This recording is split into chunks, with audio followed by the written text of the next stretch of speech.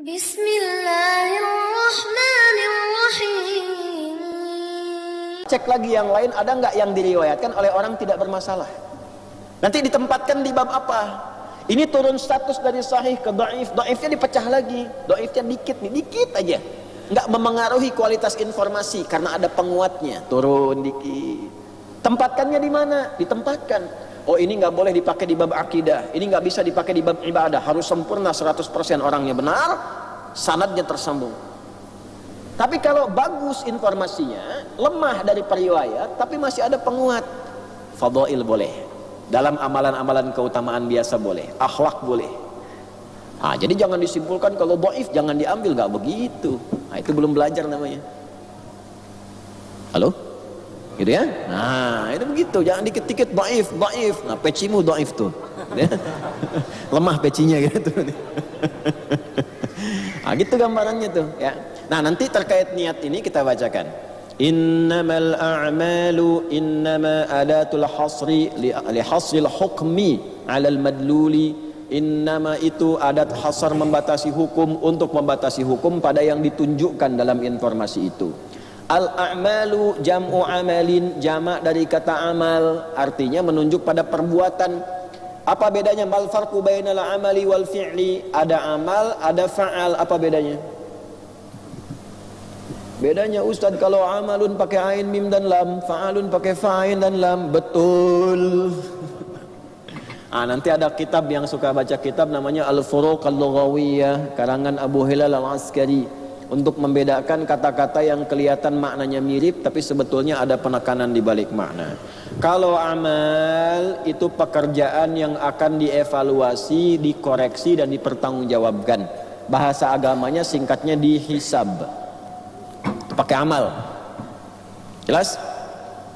Karena itu perbuatan kita umumnya di Al-Quran disebut dengan menggunakan amal. Amila ya'malu, faman ya'mal mithqala dzarratin khairan yarah, wa man ya'mal mithqala dzarratin syarran yarah. Sekecil apapun akan ditampakkan, dikoreksi, dihisab. Karena itu amal kita mesti benar, mesti Allah ridha. Amal yang benar diridhai Allah disebut saleh. Makanya ada amal saleh. Wal 'asr innal insana lafi khusr illa alladhina amanu wa 'amilus shalihat. Demi waktu kesempatan hidup yang Allah berikan pada manusia, banyak manusia merasa sibuk tapi cenderung rugi. Al-insan itu manusia sibuk. Banyak manusia merasa sibuk tapi cenderung rugi karena tak mampu memanfaatkan waktu. Illal ladzina amanu, kecuali orang beriman. Orang beriman itu bukan dilarang sibuk, silahkan sibuk, tapi kesibukannya berkualitas. Oh, beriman tidak? Beriman. Kalau beriman, buktikan imanmu. Bagaimana membuktikan iman itu? Dengan kualitas amal. Di orang beriman tuh amalnya berkualitas. Illal ladzina amanu wa amilus shalihat. Kalau memang benar beriman, amalnya pasti soleh. Kalau belum soleh, ada yang belum benar dalam imannya, belum kuat itu. Yuk, bicaranya soleh gak? Menatapnya soleh gak? Dengarnya soleh gak? Nah, baru kita bicara yang lain. Menjadi suami soleh, istri solehah, anak yang soleh. Tata dulu fisik kita ini soleh semua dengan iman. Makanya sekali lagi dengan iman. Ya, sekali lagi dengan apa? Iman. Nah, ini kelihatan sederhana tapi dalam. Dulu orang-orang beriman ketika mengatakan beriman, itu membuktikan iman mereka dengan terjadinya perubahan baik pada perilakunya. Makanya ketika jahiliyah itu belum beriman, saat beriman tiba-tiba berubah jadi khairu ummah. Innamal a'malu. Nah, semua perbuatan kita itu kalau ingin baik, ingin bagus, dikelola oleh iman yang benar, bin niyat, tergantung kepada niatnya. Ini thalabul ilmi itu amal. Ini sekarang kita sedang beramal ini. Saya mengajar, Anda mendengar, menyimak. Kadang ngantuk, husnul khatimah, plek, masuk surga aja. Paling enak gitu kan? Paling enak kan di hadis Muslim begitu. Majtama qaumun ya fi baitin min buyutillahi yatluna kitaballah wa yatadarasunahu bainahum fima bainahum illa ghasyiyatuhumur rahmah nazalat alaihimus sakinah wa haffathumul malaika wa dzakarahumullahu fi man 'inda. Tidaklah orang-orang berkumpul berjamaah kumpul di satu rumah di antara rumah-rumah Allah di masjid. Mereka ingin mengkaji Al-Quran, belajar tentang maknanya, kecuali saat mereka duduk-duduk belajar itu nggak disebutkan sifatnya. Jadi untuk semuanya. Yang pengen paham, pengen belajar, datang. Kadang dari sebelum subuh, ada yang itikaf, ada yang mabit, ada yang macam-macam. Masuk sifatnya ke sini. Tapi Nabi sudah paham, makanya nggak disebutkan. Apakah dia ngantuk atau tidak? Apakah dia sedang lapar nunggu sarapan atau tidak? Gitu kan? Nggak disebutkan tuh.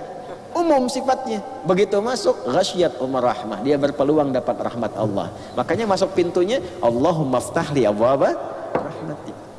Nazalat humus sakinah, ada ketenangan dalam jiwanya. Makanya ngaji yang benar itu bikin hati tenang.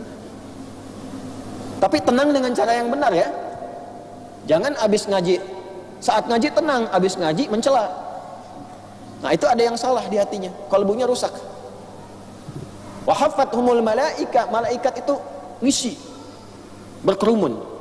Mungkin ada kelihatan kosong malaikat tuh, diisi. Cuma kan gaib, tidak ditampakkan. Kalau tampak bubar ini. Satu aja sayapnya tampak bubar. Tanya, akhi siapa? Wah akhi. Anak Israel. Repot antum, bubar antum. Wa dzakarahumullahu fi man 'inda, dan disebut-sebut oleh Allah di sisi makhluk-makhluk yang ada di sampingnya. Disebut-sebut si fulan, si antum lagi disebut tuh. Sebut sampai selesai. Disebut. Si fulan. Masya Allah, ngantuk ini. Segar lagi kita. Itu. Nah ini semua perbuatan kita itu, amal kita itu cuman pakai ba, Pak.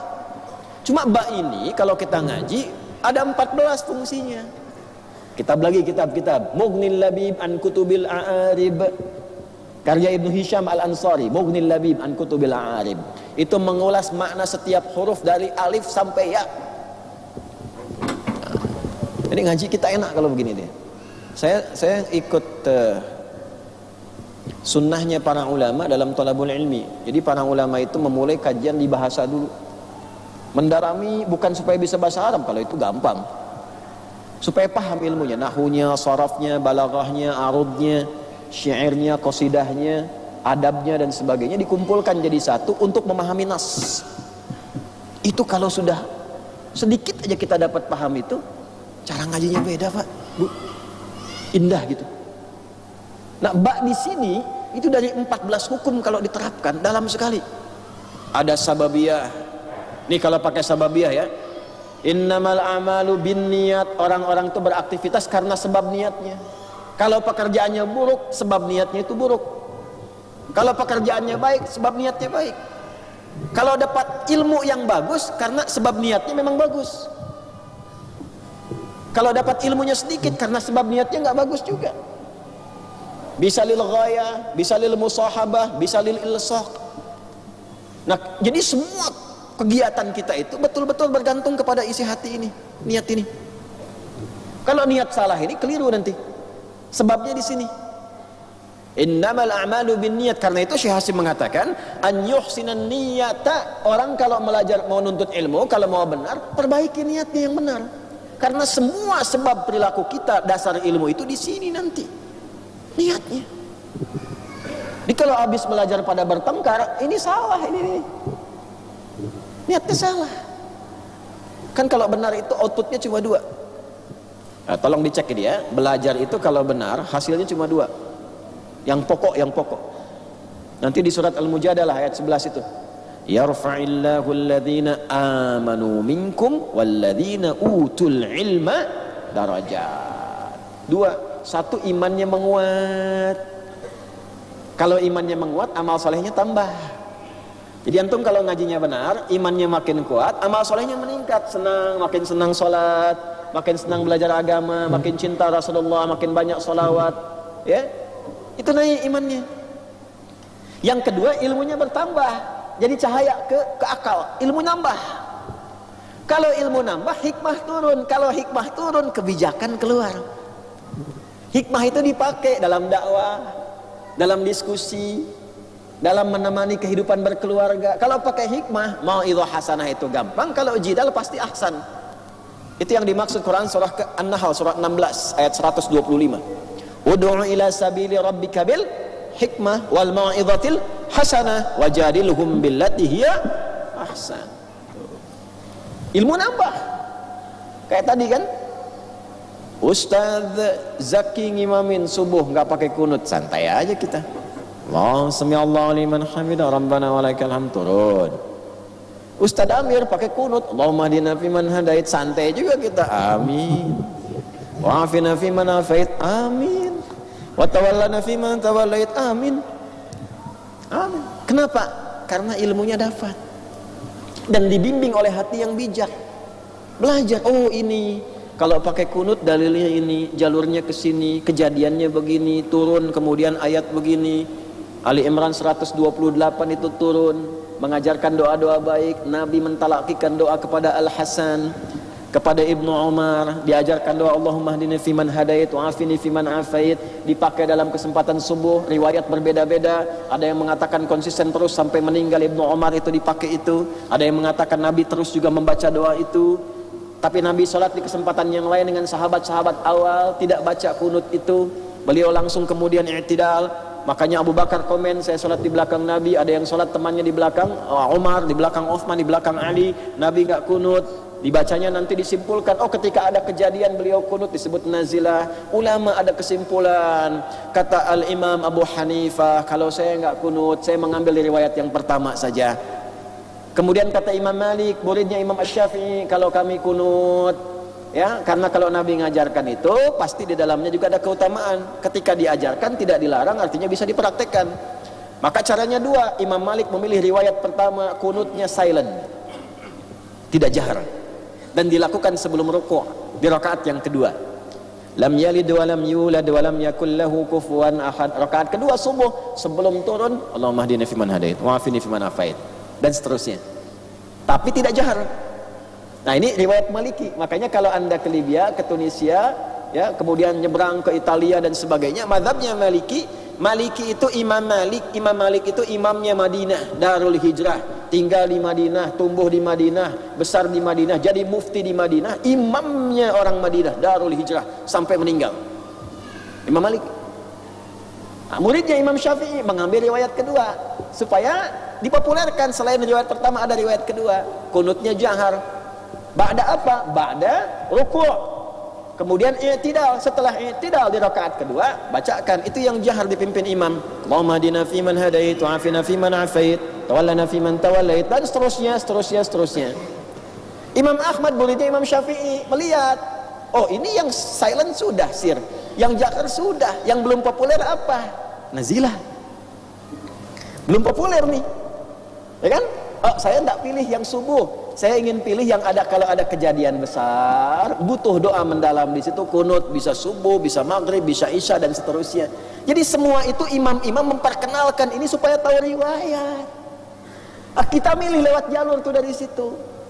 Ya, ini turukut ta'amul ma'al adillah, cara kita berinteraksi dengan dalil. Bukan begini, ikut Nabi apa ikut Imam Syafi'i? Yang penting saya nggak ikut anda lah. Ya, itu artinya belum berilmu. Dari mana anda akses ke Nabi langsung begitu? Kan nggak bisa. Ada jalur belajar. Nah, begitu caranya. Jadi bukan untuk berkelompok-kelompok. Mazhab itu turukut ta'amul ma'al adillah, bukan untuk berkelompok, bukan. Nah, cara kita mengamalkan itu memang jalurnya begitu. Ada sanad itu. Nah, silakan kalau sudah paham begini enak. Ya, kata Syekh Ibnu Shalih Al-Utsaimin itu mengatakan begini, kalaupun ada imamnya itu baca kunut, maka aminkan di belakangnya. Padahal beliau itu nggak kunut, Hambali kan mazhabnya. Ya. Tapi kalau imamnya pun nggak kunut, ya nggak perlu sujud sahwi antum. Ya, ikuti aja sudah. Allahu Akbar, Allahu Akbar. Kalau imamnya pas kunut, nah jangan berlebihan. Allahumma hdina fiman hadait, bid'ah. Nah, itu salah, nggak boleh. Nah, kalau kita ngajinya begitu. Ya, nah saling menghormati supaya paham. Nah itulah ilmu. Kalau hatinya sampai ke situ, dibimbing akalnya. Begini caranya, bersikapnya enak. Nanti ada tahapan. Kadang-kadang untuk ke situ belajar dulu, hatinya tuh dibongkar dulu pelan-pelan, rapi. Tapi ada standar. Nah, kalau pada di Mekah kan gak ribut kan, waktu haji, waktu umrah biasa saja kita. Saya pernah waktu tugas itu, dulu sering saya ceritakan kan, awal tugas 2010, jamaah samping tuh Isya tuh, imamnya saya sudes tuh, kayak Ustazah kita ini mirip suaranya. Allahu Akbar. Ya. Bismillahirrahmanirrahim. Alhamdulillahi Rabbil Alamin. Oh, ini imamnya Muhammadiyah ya. Muhammadiyah cabang Masjidil Haram ya. Kalau kita demikian kembalikan. Kita ada 7 menit lagi, kita sempurnakan. An yuhsinan niyata fi talabil ilmi, hendaklah ia membaguskan niatnya dalam menuntut ilmu, bi an yaqsida wajhallahi azza wa jalla, niatkan untuk mendapatkan ridha Allah.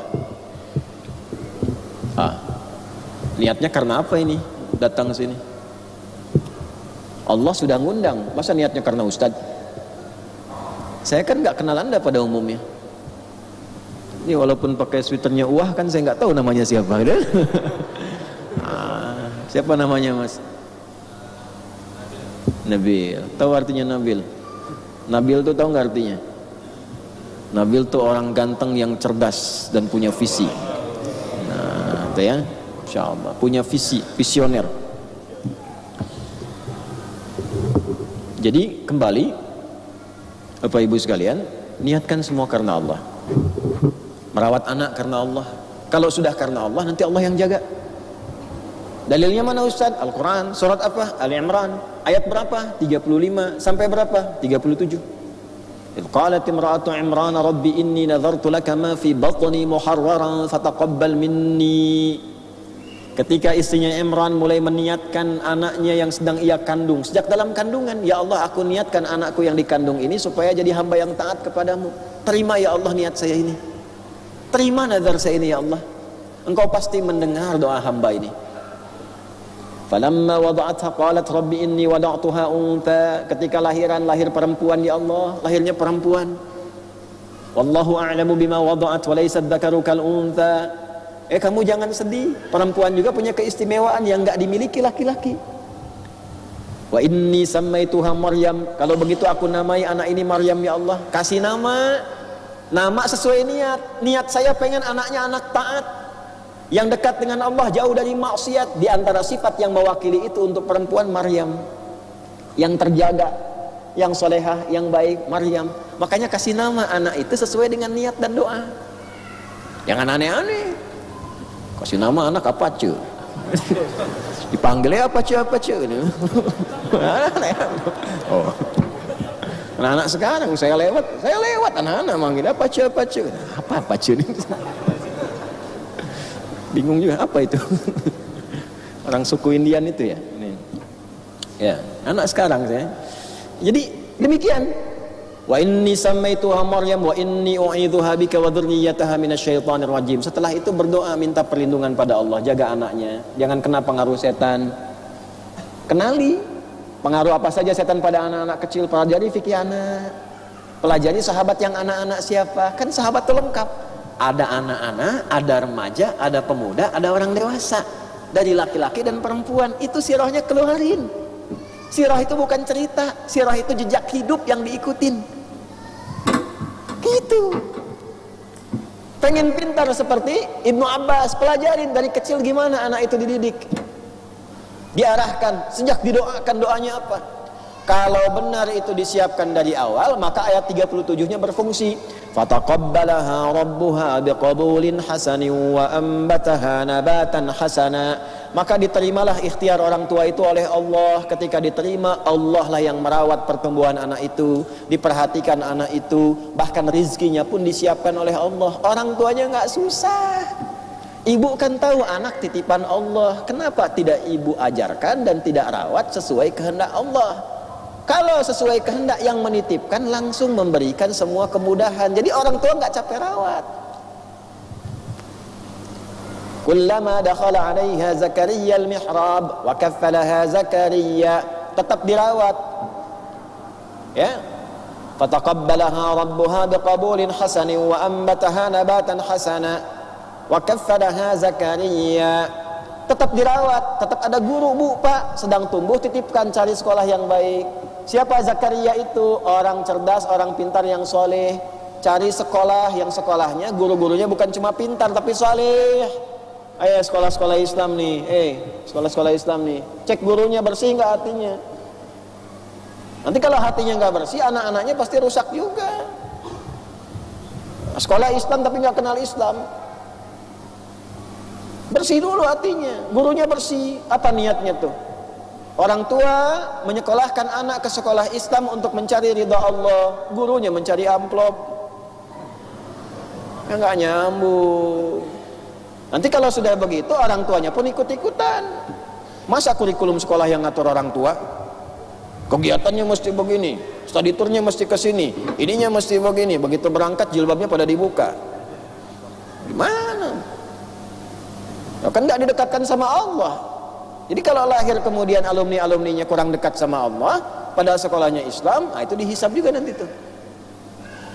Nah, dikoreksi lagi. Dekatkan, cari guru yang pintar, cerdas, tapi soleh juga. Jadi dia mendidik pikiran dan mendidik hati. Jadi murabbiyah, pendidik, bukan cuma pengajar. Kullama dakhala 'alaiha Zakaria al-mihraba wajada 'indaha rizqa. Setiap masuk ke situ Maryam sudah ada kebutuhannya. Zakarianya nggak capek, bapak ibunya nggak capek, anaknya dapat terus. Qala ya Maryam anna laki hadza. Dites guru kepada murid, Maryam dari mana semua ini? Karena benar ngajarnya, benar caranya, benar fasilitasnya, benar pula jawabannya. Qalat huwa min indillah. Paman, ini semua Allah yang kasih. Innallaha yarzuqu man yasha'u bighairi hisab. Allah kalau sudah pengen pasti ngasih rezeki tanpa batasan.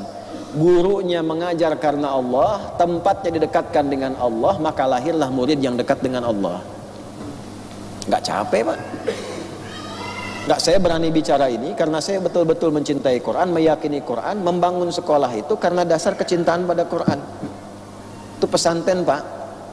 Kita dari awal beli tanah apa semua tuh, semua kita jadikan milik Allah, wakafkan. Dari tempatnya, tanahnya, bangunannya, fasilitasnya, semuanya. Nggak mikir, Pak. Nggak mikir tuh maksudnya bukan nggak berikhtiar gini, nggak, bukan. Ya, tetap kita tanya, anak arsitek tolong ini ikut-ikut. Arsitek nggak dibayar. Yang bangun jalan, dicek rekening nggak ada uangnya. Sejumlah yang dibutuhkan itu. Tapi jadi anak diajarkan TK mau ke SD jadi. SD diajarkan mau ke pesantren jadi. Sampai sekarang dari mana biayanya itu? Ada aja. Sana masuk pesantren bawa tubuh aja. Pakai baju tentunya, batang semua gitu ya. Tapi nyampe pesantren kita kasih, nih baju 8 setel, pakai peci, pakai kerudung, sampai sendal, sampai sepatu, sampai ada jas, sampai ini itu. Begitu masuk, yang ini kirim jas, yang ini kirim baju, yang ini kirim sepatu, yang ini kirim kaos kaki. Datang semua, tanpa saya minta. Datang. Itu kalau kita sudah tautkan kita punya Allah itu, mudah itu. Terus kita bilang sama keluarga, istri, anak-anak, ini bukan punya Buya ya, ini punya Allah. Kita cuma merawat. Kalau meninggal tidak di sini. Beli tanah sedikit, jangan di tanah wakaf. Situ. Nanti di situ dikuburkan. Ini wakaf milik Allah. Milik Allah harus bagus, bangun yang bagus. Masa punya manusia bagus, punya Allah jelek? Nah, makanya bikin pesantrennya bagus, bagusin yang masuk nggak boleh bayar, masuk belajar. Tapi khusus untuk ulama. Jadi ulama, standarnya begini, syaratnya begini, silahkan. Syarat itu syarat qalbi, syarat akli, syarat jasad. Hatinya mesti bersih, sehingga bagus dulu semua. Jalan, Pak. Gak boleh ada yang rebutan. Jangan sampai nanti, wah, ustadznya, syekhnya meninggal, kiainya meninggal, anak keturunan rebutan, ini rebutan, gak boleh. Bukan pohon pinang tuh, pesantren tuh. Ya, kasih tahu dari awal. Ya, kendaraan ini wakaf, ini alat-alat wakaf, ini wakaf. Kantor ini kami wakaf, Pak, tercatat, Pak. Tercatat kantor kami kiai ini wakaf semua. Dengan isi-isinya yang ada di dalamnya tuh, kursi ini apa ini, kitab-kitab yang baju saya baca itu. Ya, baju mungkin masih saya pakai. Selebihnya nanti selesai simpan. Terawat, Pak. Maksud saya cerita bukan ingin menunjuk ini itu, tidak. Ini kalau kita amalkan jadi. Dan kitanya tertata, nggak berlebihan, nggak ketakutan, Pak. Ya. Oh, misal ada orang ngambil kamera, milik Allah kok. Ya, bilangin aja dulu sekali, ini bukan punya saya, ini wakaf loh, tanggung jawab ya. Oh iya, silakan aja, tanggung jawab loh. Jadi nggak susah. Tidur di mana aja, di karpet tidur. Saya semalam tidur di karpet juga. Malam pindah. Kadang ada tamu datang injak itu di tempat dia injak, saya tidur di situ tuh. Habis ini nggak datang lagi itu. Nah ini ya. Nah, jadi niatkan semua karena Allah. Saya baca cepat ya. Wala amala, dan supaya bisa mengamalkan. Ini mohon izin tambahan sedikit 2-3 menit. Dan bisa mengamalkan wa ihya asy-syari'ati, dan untuk menghidupkan syariat. Jadi nuntut ilmu itu supaya bisa mengamalkan juga. Jangan pandai-pandai nangkap informasi, ngamalkan nggak bisa. Ya. Dan menghidupkan syariat. Jadi kalau Anda belajar tentang kejujuran, dipraktekkan. Orang tanya, "Bapak kok kinerjanya jujur sekali?" Islam mengajarkan saya begitu. Hidup syariatnya. Jadi orang kenal Islam. Nabi yang ngajarkan saya begini, orang kenal Nabi. Belajar fikih tentang bertetangga, ibu masak dibagi sama tetangga karena ada hadis Nabi. Begitu tetangga memuji, ibu makanannya enak, ibu baik sekali. Bukan, Nabi Muhammad mengajarkan saya begini. Kenal Nabi. Nah itu namanya ihya syariah, menghidupkan syariat. Bu makanannya enak banget. Ya memang sih saya kan biasa memang begitu masak dari kecil. Itu ihya nafsi, itu menghidupkan diri, kepedean. Gitu ya. Begitu nggak enak kan jadi memang itu di luar standar. Ini ihya syariah. Cara kita tuh ihya syariah. Kita hamba kan, kita kan cuma hamba, bukan penguasa. Kita ini sedang menghamba. Hamba itu gimana tuannya? Gimana tuannya? Makanya kalau ada baik, alhamdulillah, kembalikan pada Tuhan kita. Kembalikan, alhamdulillah ini semua punya Allah. Pak mobilnya bagus banget nih, gini-gini. Alhamdulillah punya Allah Pak, cuma titipan aja. Oh kalau gitu boleh saya pakai dong? Tidak begitu juga Pak. Jangan sampai semua harta Tuhan enak pakai. Enggak juga, Tuhannya ngatur. Saya titipkan sama si fulan, bukan sama Anda. Ada fikihnya, ada begini, ada begitu. Nah gitu caranya. Nah, kalau begitu enak Pak. Nah inilah belajarnya begitu. Kalau dipraktekkan enak nih, kitabnya enak. Ilmunya baik, ketemu orang senyum, duduk enak, keluar dipraktekkan, bisa ngamalin. Niatkan karena Allah, Masya Allah. Wa tanwira qalbihi, untuk menerangi hati. Hatinya nggak gelap. Kalau hati terang tuh enak, jadi cahaya. Keluarnya cahaya, keluar ke wajah senyum. Ya, ngelihat orang itu baik-baiknya. Saya tuh diajarin sama guru-guru, lihat setiap orang itu dengan potensi solehnya. Sepanjang orang itu hidup, punya latar belakang seburuk apapun, dia masih punya hak menjadi orang soleh. Sebelum nyawanya sampai ke kerongkongan, masih punya hak.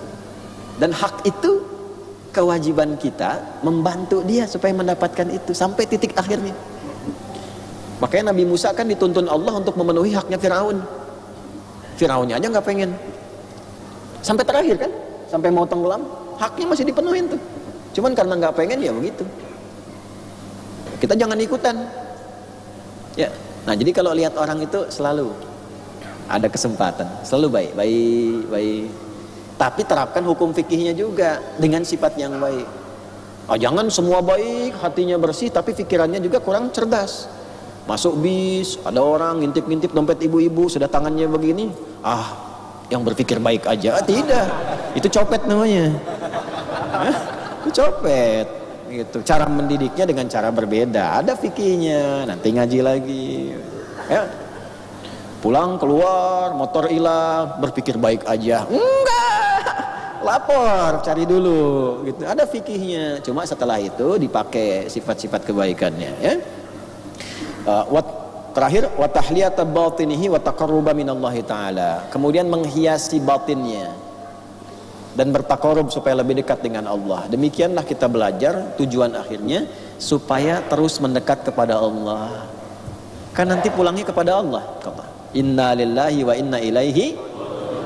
Mau pulang tapi nggak dekat sama Allah, gimana?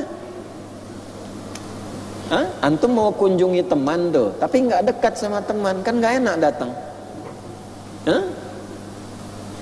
Mau kunjungan ke orang yang nggak dikenal, kan nggak mungkin ketok pintu. Apalagi ngunjungi orang yang sedang ada masalah misalnya, berat itu. Nah sekarang mau pulang kepada Allah, punya masalah sama Allah, gimana pulangnya? Makanya tujuan kita belajar ibadah itu taqarrub, membangun kedekatan supaya saat pulang jadi lebih dekat. Karena itu ketika pulang merasa dekat, dapat kasih sayang Allah. orang yang dapat kasih sayang disebut almarhum namanya. Makanya ketika ke alam kubur yang paling didambakan tuh almarhumnya gelarnya. Profesor hilang, dokter hilang, orang kaya sejagat hilang, crazy rich hilang, semua hilang. Pengen almarhum semua. Meninggal almarhum, tapi hubungan jelek dengan Allah. Gak pernah sholat, gak pernah ngaji, kadang menentang Allah. Tiba-tiba di makamnya tulisannya almarhum. Almarhum. Itu nggak malu itu. Akhirnya alam juga kan berontak, tiba-tiba beleng gitu kan, tiba-tiba keluar api, tiba-tiba macam-macam. Jadi sinetron. Ada aja tuh ya, gitu ya kurang lebih ya. Nah, jadi kesimpulannya, setelah hati bersih, tolong doakan saya juga supaya benar mengajar ini benar. Sebab kalau salah, resiko saya lebih tinggi. Jadi ustadz itu bebannya luar biasa. Pilihan hidup itu, dan gak bisa pensiun. Ada kiai pensiun? Gak ada. Bebannya gak mudah. Alhamdulillah, mudah-mudahan jadi rahmat. Allahumma sayyiban nafi'an, Allahumma sayyiban nafi'an. Biar aja hujan dulu ya, biar ya rahmatnya turun dulu. Nanti ada di hadis Muslim cara kita minta supaya hujan berhenti, ada ya. Alhamdulillah dikabulkan. Katanya yang ikut-ikut kami itu kalau kajian kita ya, di Sumatera, kemarin di Banten kita minta sama Allah, yakin ada. Gak usah bawa panci ketok-ketok begini, apa itu? Gak jelas itu. Udah tanda tuh selesai kajian. Ya, jernihkan hati, sehatkan, karena di bawah ada akad juga. Kita doakan baik. Mari kita akhiri dengan berdoa bersama. Mudah-mudahan doa kita diterima Allah Subhanahu wa taala. Allahumma taqabbal minna innaka antas samiul alim wa tub alaina innaka antat tawwabur rahim.